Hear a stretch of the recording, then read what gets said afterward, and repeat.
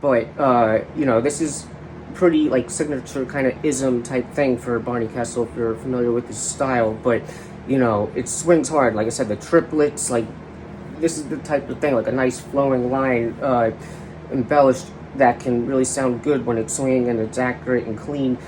But obviously, it demands, you know, good technique. You know, hey, how's it going, everyone?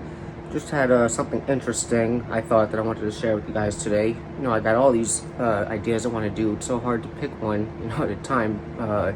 Sometimes some of these are just easy to do and interesting and random. But there's this Barney Kessel lick that is part of a solo of his that I play. That's from his classic recording, the tune "It's Alright With Me," from the album, or really the series of albums that he did with Shelly Manne on drums and Ray Brown on bass, the Poll Winners albums. If you don't know them and you like jazz guitar or just jazz, check them out. They're so great and they swing hard. But we're only focusing on a little bit here, something I want to point out, but I'll just like play a little bit of it. Like the way they do the melody in, like from the bridge, it's like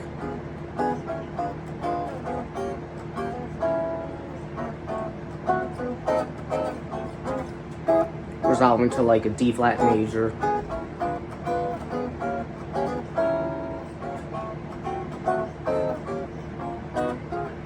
Alright, and then the last A out, you know,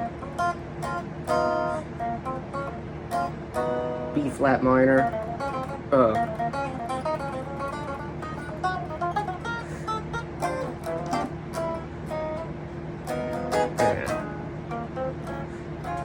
then they got a break, a solo, first A.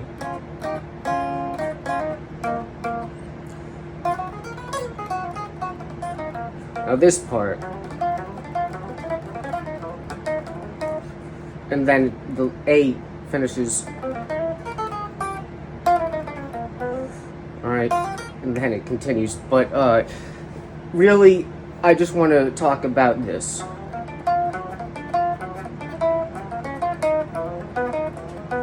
Alright, now, I made a PDF of that, plus just finishing out the course, just to end it, what is it, sorry. And then this. But that's kind of separate, alright? Tabs, notation, basic harmony, but really, I wanted to present this because the fingering of this is interesting and it's really specific, and I think it's a good example, and especially because, you know, like, they're burning on the recording. It's very fast, and you know, we could say that's highly embellished or like something fancy or technical, but to really get that to swing and feel good and clean, the fingering matters a lot, alright? So I don't really even ever put like left hand or right hand fingerings into any of my PDFs because they're not really necessary for what I teach usually. But you know, it's funny, like putting this in the Guitar Pro program, it's like it's such a guitaristic thing, like fingerings, and when you put it in, it only shows up on the notes in the notation on the staff and not the notes in tab, which is just funny because it's like they'll put like slides and bends and everything with the tabs. But I specifically wrote for certain notes like what the fingering is. The rest of them would be like intuitive, and I'm gonna go through it here.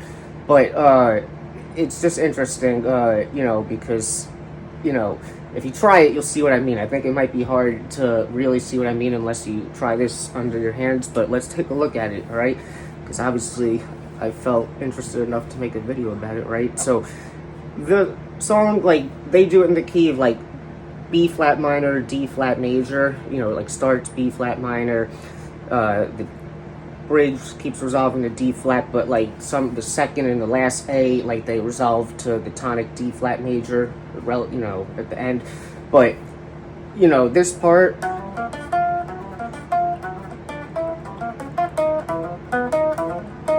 basically, if we're thinking of like, this is the same type of progression that we get like in the second half of I Should Care sometimes, like if we're in the key of C, and we start on this sharp 4, like half diminished, which is out of key, but it's like the start of the cycle that just goes through fifths.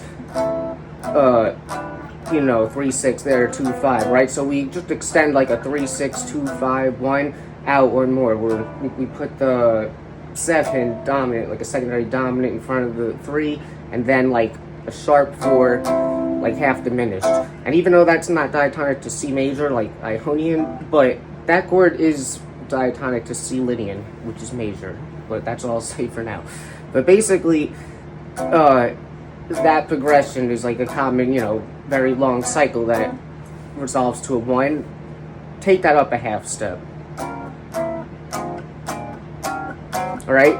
The only difference is, when they play these changes, I don't know if those are even the original changes for this part of the tune, but it's definitely what they play. So, first of all, instead of, it would be like G half diminished, B flat 7, C minor 7, or I'm sorry, F minor 7, B flat 7, E flat minor, A flat 7, D flat. But we're not gonna do all that.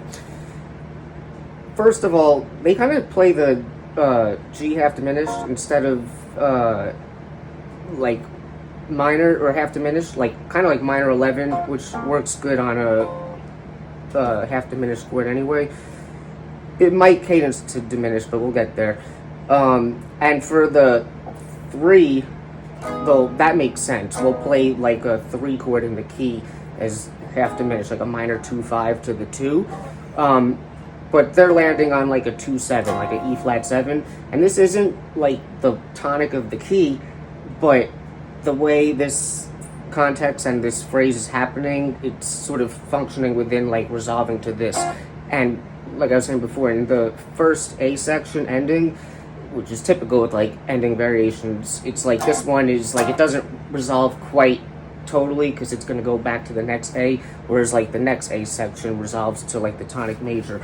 So if we're seeing that is like a resolution point. I'm just explaining harmony for the context. If anyone has any questions or interested in lessons, just let me know. It's like, this is the 1. It's like 1, 2, 3, and 4, and a 1, and 2, and a 3. Alright, so, just to hear it again.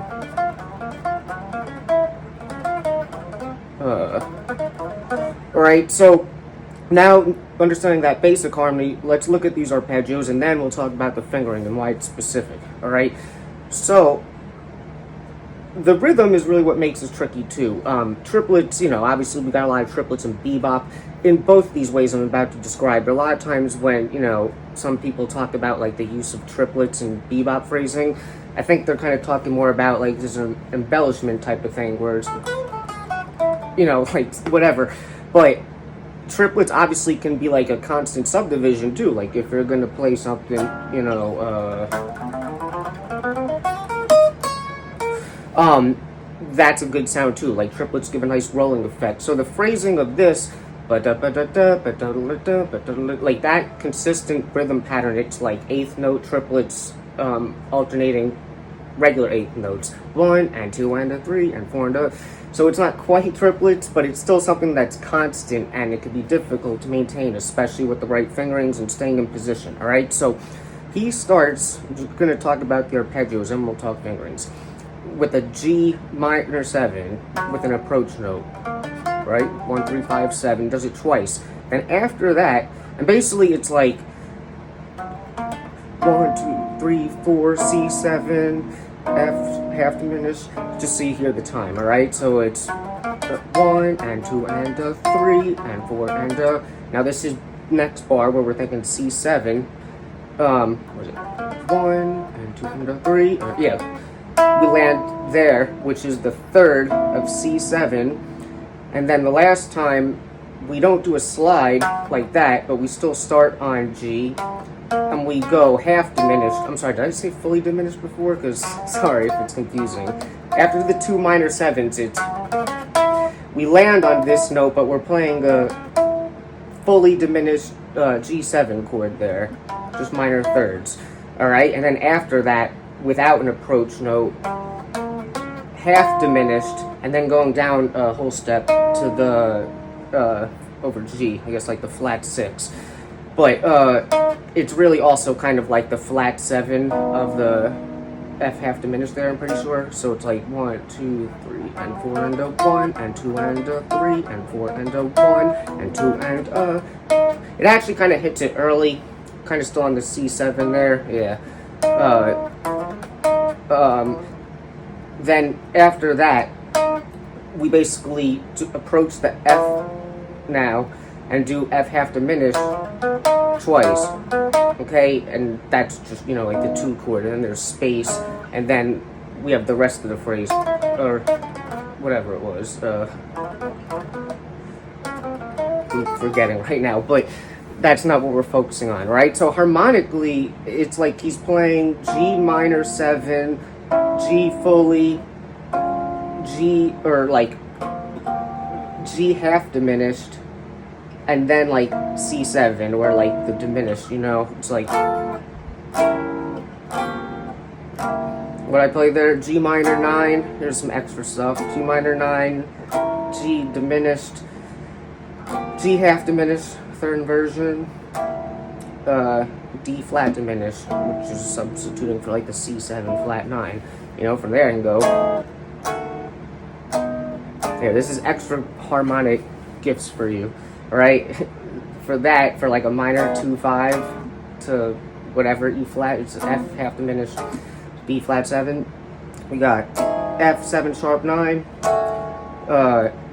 You can look at this like E half diminished, but as an F chord, it's like a F altered, and then we have a B6 going to a like shell voicing going to a B flat 7 shell. This is a nice move for like a minor 2-5, because this B6, it has that same relationship that we talked about before, like the half diminished and the like major, like Lydian, a tritone away, and it's just nice because like we know B diminished relates to B7, but if you just play like a B diminished triad to B7, you don't get a lot of motion. So instead of B diminished, we can play like B major 6, which is basically a F half diminished chord anyway, because if we just literally add that F, we'd have an F half diminished chord in second inversion. So it's still kind of giving you that sound. Alright, so G minor 9, G diminished,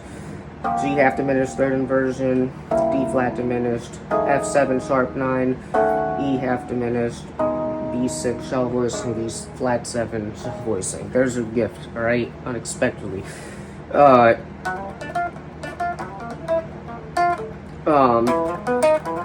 Yeah. So the main reason why I'm making this video, the fingerings, you know, I start because all these shapes, they relate to like cage forms on the guitar, and there's always like an economy and a proper sort of way to finger things within these positions that makes sense. That's why we study them fundamentally, just to be aware of how things lay. But context always dictates everything. So, you know, usually if I was going to play like a G minor 7 arpeggio like this, I would describe this as like a C shape for G minor 7. Even with the slide or the approach, you know, you would normally do it with the pinky, because that's how it is in position. Now, I can get away with that the first time, but just to build a habit, instead of doing it with my pinky, I'm going to use my ring finger and play it the rest normal. And then I have my pinky there. So it's like, if my pinky is here and I'm trying to be quick and get these triplets and have the timing be good, to go from here with the pinky and the G string, the jump a string, and then have to do it again, that's going to cause some resistance. So if I slide with my ring finger here and then do it again, ring finger, this is where it matters. Alright, now I'm going to slide again. Now here I'm playing G diminished. Now you would think I would go, because I'm still using my ring finger here, this, then middle finger, index. A lot of people would think pinky, but that's going to confuse me, because the next note that I have to hit is a fret higher, and the pinky's like last. I can't, again, skip a string and jump up a fret. It's too inefficient for the situation. So what I'm going to do is, starting with my ring finger here, this is for the G diminished, approaching it, root, flat third, flat 5, double flat 7 with my ring finger. Then my pinky is free to go straight to the G and play half diminished, and then come back here. Finally, when I do the I don't always do like for good or whatever or not what I'm about to show you, but when I play this, like this is a lot easier. It's like an E shape for F half diminished, or like an A shape I would describe it as for F half diminished. I can just do it 2 times in a row, but again, for speed and efficiency, to go from the G string with the index finger here to skip a string, back a fret, and slide, it's, you know, when the context calls for it, it's not maybe the best thing. So what I'll do is I'll play this one with my ring and then this with my middle, okay? All the notes that I'm highlighting, like I said, the fingerings are in the PDF. Even if you like this, you know, that's why I'm going through it. I'm just showing you a lick. But, you know, this is pretty, like, signature kind of ism type thing for Barney Kessel, if you're familiar with his style. But, you know, it swings hard. Like I said, the triplets, like, this is the type of thing, like a nice flowing line, embellished, that can really sound good when it's swinging and it's accurate and clean. But, obviously, it demands, you know, good technique. You know, and it's a cool type of thing, because however you see the changes harmonically, you know, I'm not going to even talk about breaking this up and practicing this all over and applying it right now, but like I said, I'm focusing on technique. But I don't know, that particular idea, you know, sorry, see, I didn't do it there. When you're studying real language and stuff like that, you know, that's the type of stuff that comes into play. But I thought I was, you know, really rambling there. Maybe it won't be so bad when I watch this back. But anyway, I'm just gonna wrap it up there because I really feel like I'm rambling a lot today. So, you know, if you enjoyed the video, I'd appreciate it if you gave it a like. Consider subscribing. You know, if you want to get the PDF, it's available on my website as well as my Patreon, where you will get all the PDFs on this channel for only $5 a month. If you're interested in lessons or have any questions or anything, just hit me up. And that's it. And I'll see you in the next one.